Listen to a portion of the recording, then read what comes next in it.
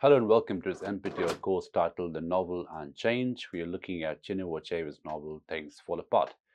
We have already had a couple of sessions on this novel. We'll just continue reading the Richard Begum's essay that we are studying in some details now. Now, if you remember, this essay, which should be on the screen, it talks about the different endings in Achebe's novel and how each ending corresponds to a different interpretative register, right? And how obviously the novel is a retelling of history in many ways, and the two strands of history that Begum talks about. One is the nationalist discourse of history, the other is the adversarial mode of history. And in this particular section, we'll talk about how the second ending of Achebe's novel corresponds to the adversarial history and the way it is sort of representing true subversion. So this should be on the screen. The novel's second ending, which I associate with adversarial history, views events from the heavily ironized perspective of the district commissioner.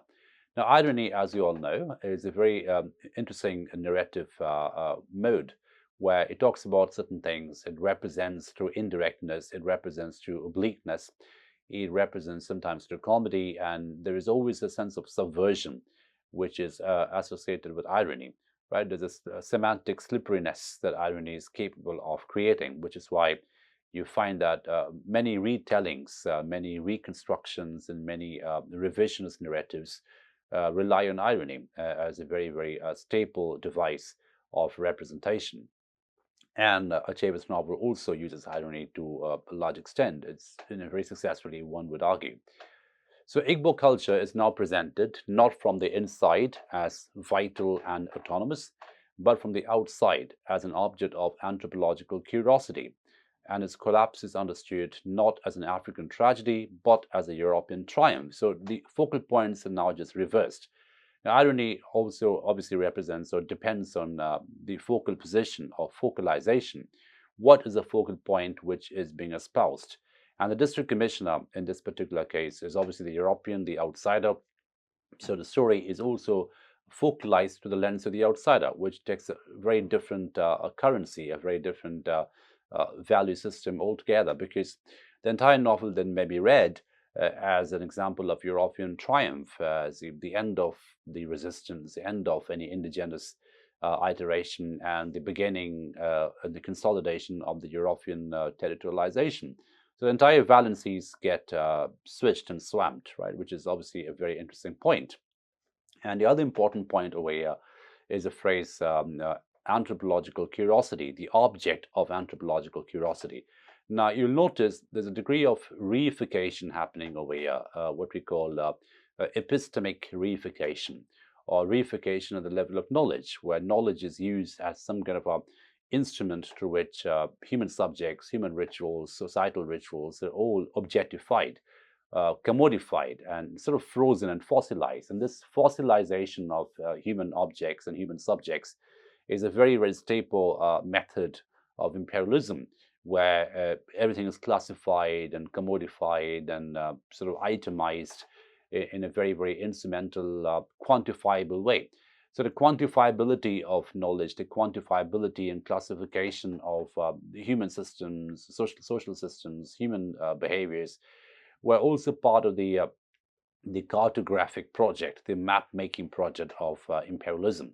So the object of anthropological curiosity here also serves in very close collusion with the cartographic classifications, which were obviously a big part, a vital part, one would argue, were of imperialism. The entire imperial engine, they required, they depended on classification, reification, map making in different ways. So, the maps obviously were a very important part, a very important epistemic instrument through which territories could be known, classified, and shared. Knowledge of territory, knowledge of people, knowledge of customs were shared. And all these sort of shareable, classified knowledge were also part of the cohesive instrument of imperialism through which more and more powerful forms of consolidation or epistemic territorialization could take place. So the entire thing is now sort of represented from a different focal position, right? And that focal position, the switch of the focal position is very important, which is why it is seen as a different kind of ending. from the viewpoint of the European outsider. And obviously, there's a lot of irony going on over here because it's written by an insider, Achebe being a writer from the continent. As the final scene of the novel unfolds, the Igbos take the district commissioner to the place where the suicide was committed. So the suicide of the protagonist, obviously, we talked about how that can be seen as an act of resistance, at the same time an act of submission, and that ambivalence, that open-endedness, is part of the beauty and the artistic legacy of this novel. And then we have this quotation, this passage on your screen. Then they came to the tree from which Auchinchou's body was dangling, and stopped dead. Perhaps your men can help us bring down and bury him, said Oberika. We have sent for strangers from another village to do it for us, but there may be a long time coming. The district commissioner changed instantaneously. The resolute administrator in him gave way to the student of primitive customs. Why can't you take him down yourselves? He asked. It's against our custom, said one of them. It's an abomination for a man to take his own life. Now, look at the change over here from the position of authoritative administrator. He's becoming a student of primitive custom, which is why the object of anthropological curiosity, that phrase is so important, because obviously that particular epistemic sightline or view line is part of the administrative machinery. The fact that he has his anthropological curiosity, whereby he can commodify, objectify, and reify rituals, is also part of the administrative authority, because knowledge production, knowledge preservation, and knowledge mapping was also a very vital part of the entire imperial administration. So you can see the collusion of power and knowledge going on over here, right?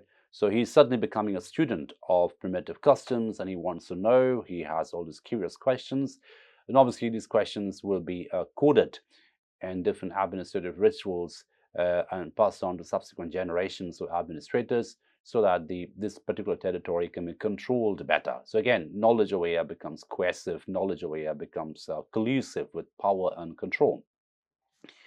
Now, what is particularly noteworthy in this episode is the way the district commissioner effortlessly shifts from the resolute administrator to the student of primitive customs. Here, Achebe demonstrates that within a colonial context, the Foucauldian power paradigm, a power knowledge nexus, is much more than a speculative theory. So we have the direct representation of the Foucauldian power knowledge paradigm. It's just happening. It's something which is out there as a real proxy, not as a theoretical text. So it is an inescapable and omnipresent reality. It's part of the lived reality. It's part of the administrative reality. It's part of the power reality in the colonial contact zone, the Foucauldian power knowledge entanglement. Thus, those who write historical and anthropological accounts of the Igbos were typically either representatives of the British government or the semi-official guests. And the colonial administration not only helped to enable such research by opening up various regions, but also relied upon it in determining local policy. So again, we can see how this curiosity about local policy, this curiosity about customs, is obviously very close to the entire power knowledge paradigm. So the more you know, the more you map knowledge, the more you record and classify and itemize knowledge, the better it is for subsequent generations of administrators. So this whole thing becomes one kind of a colonial archive project, right? And of course, archive, as you all know, is a very, very contested territory. It's a very political territory. It's a political space of privileged knowledge, classified knowledge, right? So the classification of customs over here is part of the knowledge gathering mechanism, right? Which is in turn part of the epistemic control that imperialism relies on very, very heavily. Now, the other important thing over here is who is doing the knowledge gathering. Obviously, it's the British administrators or the semi-official guests. So what this also shows is that how history writing or how anthropology as a discourse, as a textual discourse, is almost always controlled by a certain privileged focal position, right? So the semi-official guests, the administrators of the government, they are the ones who collecting knowledge. They are the ones who classifying knowledge. So the entire textualization of knowledge happening over here is itself part of a political practice, right? A practice which guarantees, and consolidates authority, consolidates power, consolidates all kinds of coercive mechanisms. Now, this is important because now we're talking about how power operates through knowledge, power operates through text, power operates through how you can classify different forms of discourses, right? So the discursive quality, the discursive design of power here operates through knowledge gathering, right? And again, the focal point of history writing is important, as in who is writing the history. That becomes the really vital question. The situatedness of the historian, the location of the historian, okay? So in the case of Igbo land, the earliest anthropological studies were written by P. Amory Talbot, himself a district commissioner. So if you look at the history of Nigeria, Igbo land, you find that the earliest anthropologists were people who are obviously positioned as district commissioner, people who are in the payroll of the empire engines. And G.T. Basden, a missionary whose safety and well-being literally depended on the colonial office. So again, these are people who were the earliest historians, the earliest anthropologists who were writing in this tradition, and they are very much a part of the colonial machinery. Their livelihood, their well-being dependent on the entire imperial engine. So obviously that goes to show the colonial bias, the imperial and epistemic bias, which were there in that kind of classification.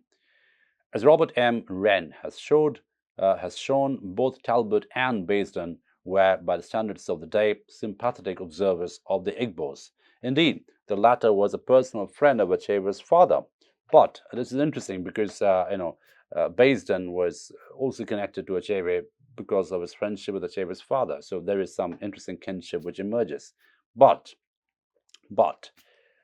this did not prevent them from expressing in their published writings, typically European attitudes towards the Africans, right? So the very Eurocentric prism, the very white man prism that was used over here was inescapable. So despite the kinship, despite the friendliness, despite the sympathy with the Igbos and people around them, the way they textualize knowledge, the way they itemize the knowledge, the way they map the knowledge for subsequent generation, it had very clearly a very Eurocentric bias. So the color was very Eurocentric. The focal point was very Eurocentric. And that what this means at a very macro level is the innate structural and functional Eurocentricity of epistemic classification in the colonial contact zone, right? So the way the knowledge was gathered, compiled, classified, circulated, it all had a very Eurocentric quality to it, a very Eurocentric bias to it, right? So that is the irony over here.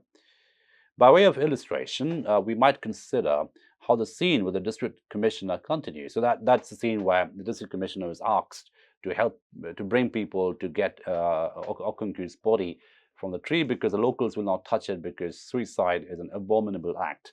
Is prohibited by the religion. So they are seeking the help of the district commissioner to get the corpse down. Take down the body, the commissioner ordered his chief messenger, and bring it and all these people to the court. Yes, sir, the messenger said, saluting. The commissioner went away, taking 3 or 4 of the soldiers with him. In the many years in which he had toiled to bring civilization to different parts of Africa, he had learned a number of things. Again, the irony here is quite interesting and is almost comical, where it pretends as if he's trying to bring civilization to different parts of Africa because apparently Africa had no civilization before the Europeans came, which is again a very, very Eurocentric assumption, presupposition. Now, one of them was that a district commissioner must never attend to such undignified details as cutting a hanged man from the tree. Such attention would give the natives a poor opinion of him.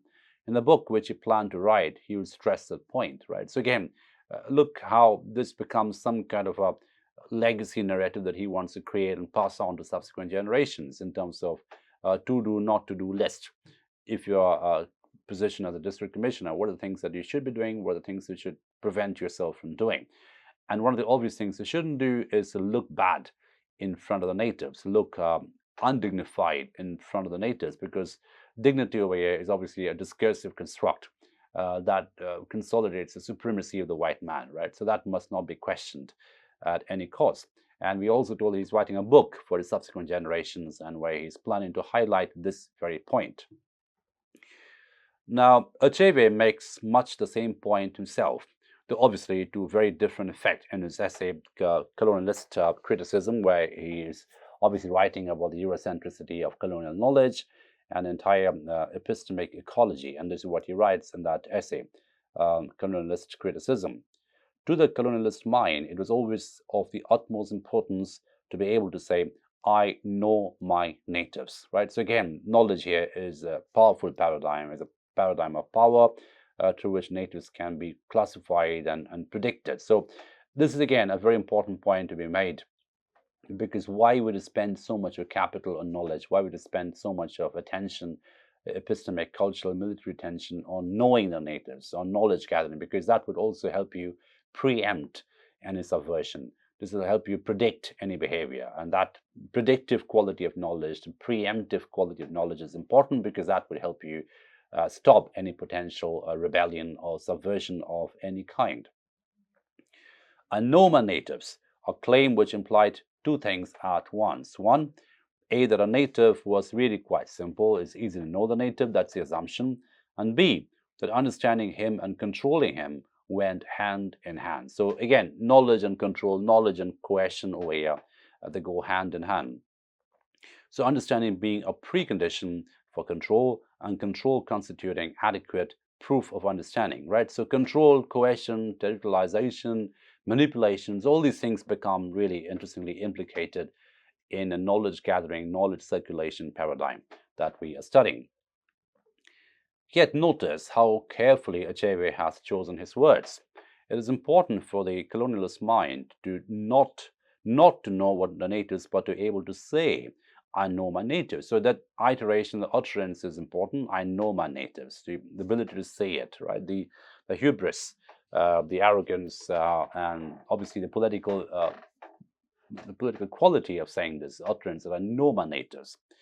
What the district commissioner ultimately achieves is not genuine understanding, obviously not, but the illusion of understanding that comes with the power to control, right? So the entire illusion, the fantasy, the construct of control that is created through supposed understanding, right? So obviously there's no understanding a level of empathy. There's no understanding the level of proper, genuine kinship. But what is there instead is some kind of a epistemic architecture, an epistemic design, a discursive design, which creates this illusion of understanding with which the colonialist administrator can proudly say, well, I know my natives. Again, look at the word my over here.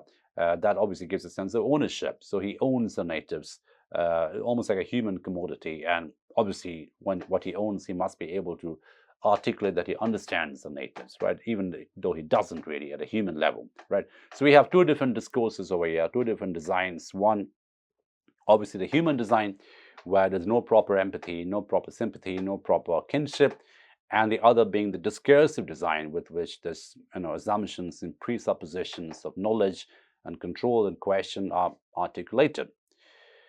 So every day brought him some new material. The story of this man who had killed a messenger and hanged himself would make interesting reading.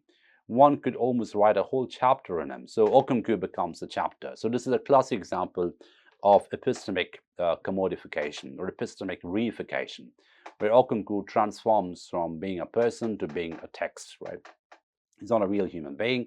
He's just a text. He's just a case study to be used as some kind of a cautionary tale, and also some kind of a preemptive strategy for subsequent administrators. So one could almost write a whole chapter on him. Perhaps not a whole chapter, but a reasonable paragraph at any rate. So the reason why we are reading this, because again, notice how the measurability of the human man over here is interesting. So maybe we can devote a whole chapter on Okonkwo, or maybe not a whole chapter, but a reasonable paragraph. So again, the quantifiability, the way he's quantified with number of words, with the length in the page. So all these become part of the metrics-oriented mechanism of knowledge. That was the vital part of the imperial engine. That's how the knowledge was gathered, compiled, created, circulated, shared.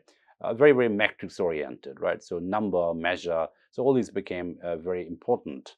So a whole chapter or maybe a whole paragraph, that debate is entirely about the metrics, is entirely about the measurable quality, the quantifiable idea.